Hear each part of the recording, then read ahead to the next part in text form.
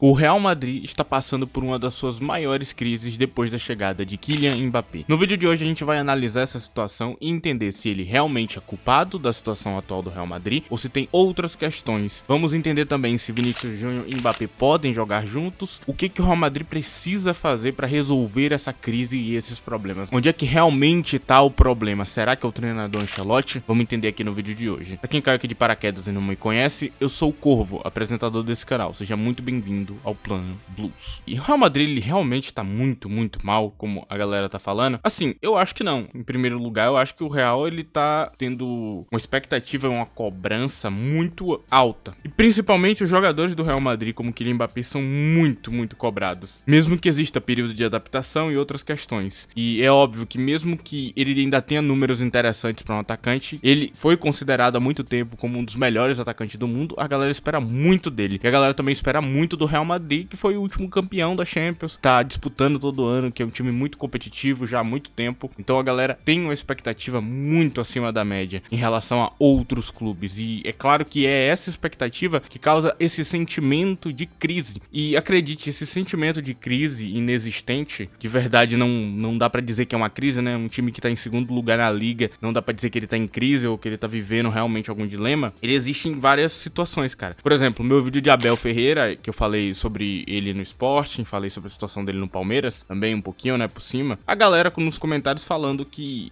o Palmeiras tá vivendo uma das suas maiores crises. Pô, mano, eu queria muito que meu time, quando ele estivesse vivendo uma das suas maiores crises, ele tivesse em segundo lugar. Eu acho que é o sonho de todo mundo que tá aqui, né, que se os times em crise tivessem em segundo lugar disputando o título. Eu acho que a galera não sabe medir o que é ter uma expectativa muito alta e uma crise de verdade. Crise é você tá no meio da tabela. Crise é o que o Manchester United vem vivendo dentro da Premier League quando ele tava quase na zona de rebaixamento. Isso é uma crise, porque o time da expectativa dele deveria estar mais alto. O Chelsea, quando ele termina lá no meio da tabela, é uma crise, porque ele tinha uma expectativa muito alta em relação ao que você esperava. Então, quando as pessoas falam que o Real Madrid ele tá tão mal, eu discordo. Não tá. O Real Madrid ele tá vivendo alguns problemas que fazem o time não ter a constância que se espera de um time que nem o Real Madrid. E são vários desses problemas e a gente vai começar a abordar eles agora. A primeira coisa que a gente tem como o principal culpado é Kylian Mbappé. Ele é um problema no Real Madrid. Os problemas do Real Madrid eles vêm porque ele chegou, sim e não. Por que eu disse que sim? Porque quando o Kylian Mbappé ele chega no Real Madrid, o Real Madrid tem que mudar sua forma de jogar. E é óbvio que mudando sua forma de jogar, isso vai piorar todo mundo. Até o treinador arrumar a fórmula certa, o que eu acho que Ancelotti é capaz de fazer, ele vai ter dificuldades, cara. Então as coisas vão estar instáveis, problemáticas. Claramente não vai rodar como o que se era esperado na expectativa da cabeça de todo mundo. Não era a minha expectativa. Inclusive quem tá aqui no canal e viu meus vídeos antigos, sabe que eu, nos vídeos, avisei sobre essa situação. Tem pelo menos uns 4 vídeos meus sobre Kylian Mbappé e Real Madrid. Em todos eles eu abordei esse assunto e eu expliquei nesses vídeos que seria um problema. Por quê? Porque o time do Real Madrid hoje, ele tem um balanço à esquerda do campo e se você coloca mais um jogador, esse balanço só piora. Mais pra frente eu vou entrar mais nesse assunto e explicar do que eu estou falando. Assim, Kylian Mbappé, ele não é um problema por si só. Sim, ele tá perdendo gols. Sim, ele não tá na melhor fase da carreira. Eu acho que não é só nessa temporada, acho que na temporada anterior, pós-Copa do Mundo, ele vem vivendo esse problema. Mas eu quero que as pessoas não vivam o momento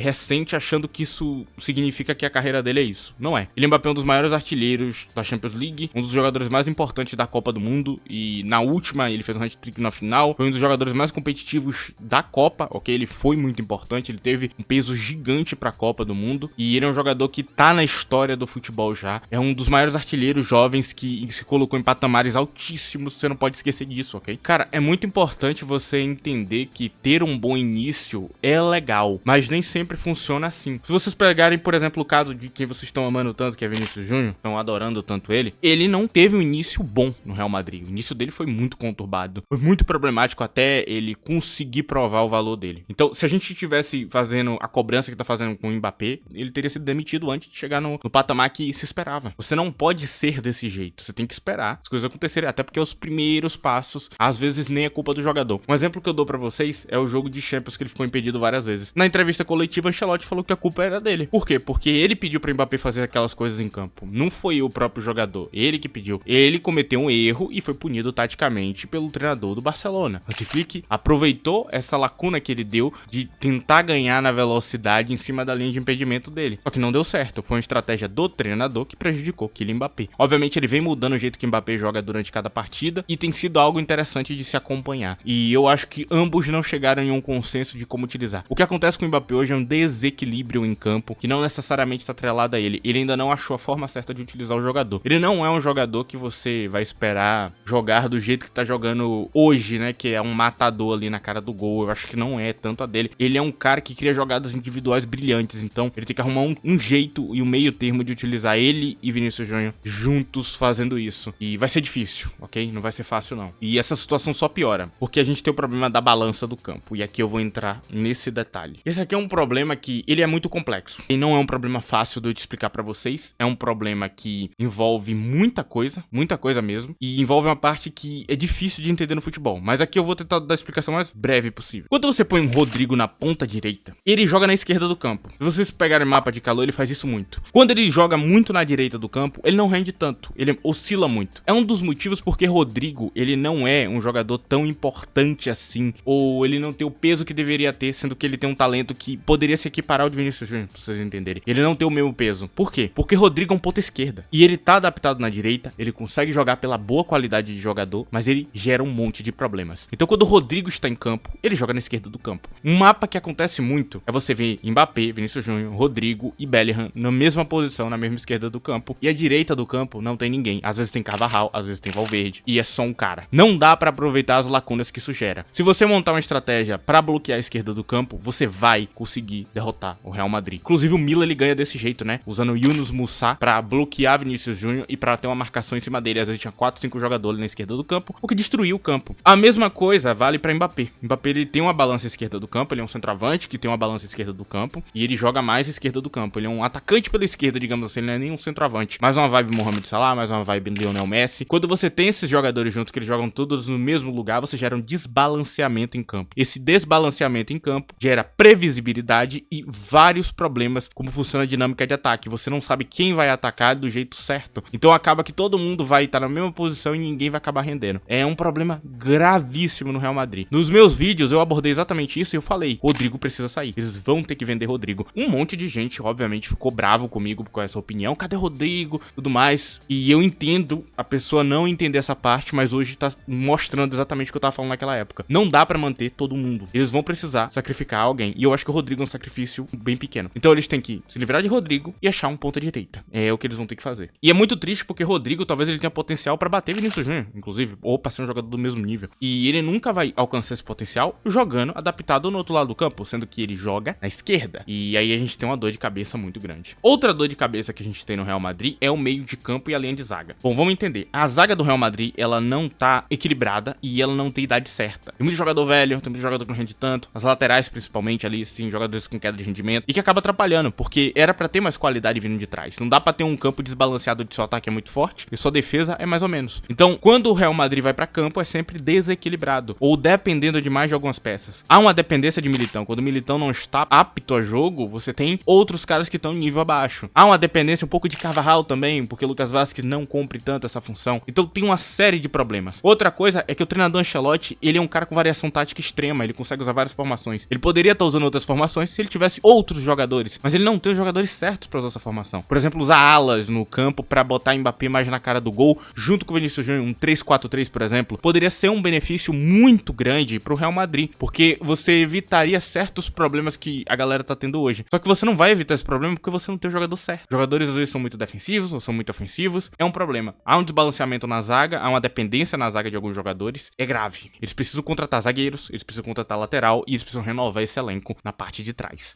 E aí a gente tem um problema maior no meio de campo. Por quê? Com o meio de campo, com a aposentadoria de Toni Kroos, a saída de alguns outros jogadores do passado e agora só sobrou o Modric, que tá em queda de rendimento pela idade, né? Eles não tem um cara extremamente criativo, o que era sempre um padrão do Real Madrid e um padrão de Ancelotti. Se você pegar a carreira de Ancelotti, pegar os jogadores que ele jogou, ele sempre escolhe um meia criativo, pode ser um regista, pode ser um meia central, pode ser outro tipo de jogador, mas ele sempre tem esse meia pensador, esse cérebro em campo. Atualmente, no meio de campo do Real Madrid, não tem esse jogador com essa característica. Valverde é box-to-box, Bellingham box-to-box, Camavinga é box-to-box, Tchouaméni é o primeiro volante defensivo, não tem esse cara. Se você pegar todo o meio de campo do Real Madrid, o cara que mais se aproxima é Modric, e como eu disse, ele tá em queda de rendimento. Então o meio de campo já não põe a bola na frente com a qualidade que deveria, com o time certo. Então, os caras não têm muito trabalho pra lidar com o meio de campo do Real Madrid. Isso não quer dizer que ele é ruim. Isso quer dizer que ele não encaixa com a ideia do treinador atual. Outro treinador pode usar 2 volantes box-to-box em campo, como, por exemplo, Arne Slot do Liverpool. Pra mim é muito do uso dele, do meio de campo dele, é 2 volantes box-to-box ali com liberdade extrema ali. É bem esquisito, inclusive, porque um deles na fase de construção vira um primeiro volante, mas dá pra entender que em campo eles parecem mais 2 volantes box-to-box. Esse é um conceito novo, esse é um conceito de um futebol novo, o que não é praticado por Ancelotti, e não quer dizer que ele tá errado, até porque ele ganhou 2 Champions League tem pouquíssimo tempo, então obviamente ele não tá ultrapassado em nada. Só é uma forma diferente de encarar o futebol, que não encaixa atualmente. Então basicamente isso, cara. Se você quer resolver os problemas do Real Madrid de verdade, você precisa contratar gente pra defesa, renovar ela e vender uma galera das antigas que já não tá rendendo tanto. Precisa renovar o meio de campo e trazer esses caras pensadores. Pode ser na figura de um Enzo Fernandes, de um Joey Virma e de alguns outros meias que criam muitas jogadas em meio ao caos, ou jogadas muito bem refinadas ali no time certo pra esses jogadores do ataque, e usar o ataque de uma maneira diferente, de um jeito que Kylian Mbappé e Vinícius Júnior possam pisar na esquerda e conversar entre si. E aí tirar o balanço da direita do campo também. Porque como você vai ter que marcar Kylian Mbappé e Vinícius Júnior, que eles são muito imprevisíveis, você vai ter que botar uma galera ali. E a direita do campo vai ficar livre. A direita ficando livre, você precisa de alguém pra finalizar a direita do campo. Pode ser um Bukayo Saka, pode ser um Cole Palmer, pode ser outro tipo de jogador que eles vão ter que ir atrás. E desse jeito, se ele trouxer estes tipos de jogadores, eu acho que o Real Madrid vai ter esses problemas resolvidos e vai ser um time melhor. Atualmente, dentro do elenco, há algumas soluções. A gente tem o nome de Arda Güler, que o treinador não confia tanto nele, mas ele é bom pra caramba, cara. Ele tá muito bem na carreira. Talvez seja a hora de botar Rodrigo no banco e dar uma chance a Arda Güler pra balancear o campo. Não necessariamente por ele ser um jogador muito melhor, até porque eu não acho que ele seja melhor que o Rodrigo atualmente, mas ele tá em nível parecido e ele tá evoluindo muito, e talvez no futuro ele seja melhor já do que o Rodrigo. Então talvez, pra balancear o campo, tenha que usar Arda Güler, tenha que usar outro jogador na ponta direita, alguém que jogue realmente na direita do campo. Até mesmo voltar o Valverde ponta, que era interessante,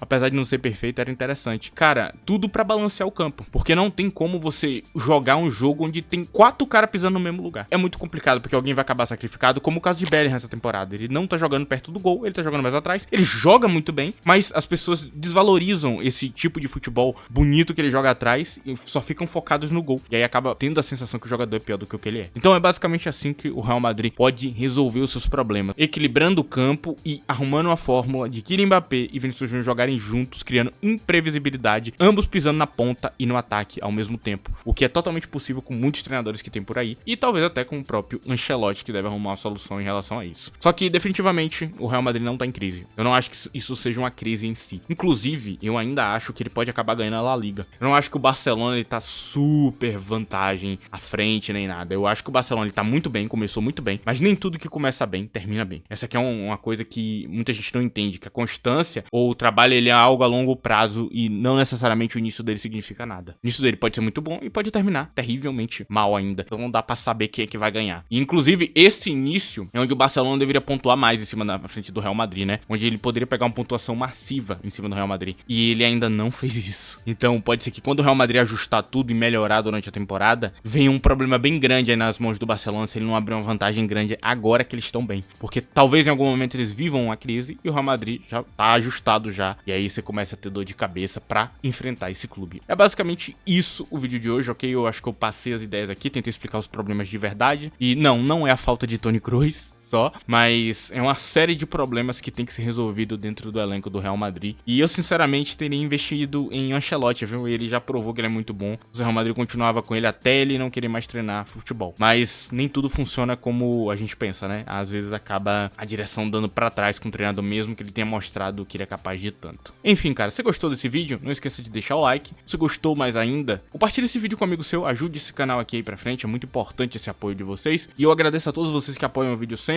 e agradeço a você que chegou até aqui o final, me escutou e tudo mais, e deixa sua opinião aí nos comentários o que você acha do Real Madrid atual. Muito obrigado, tchau!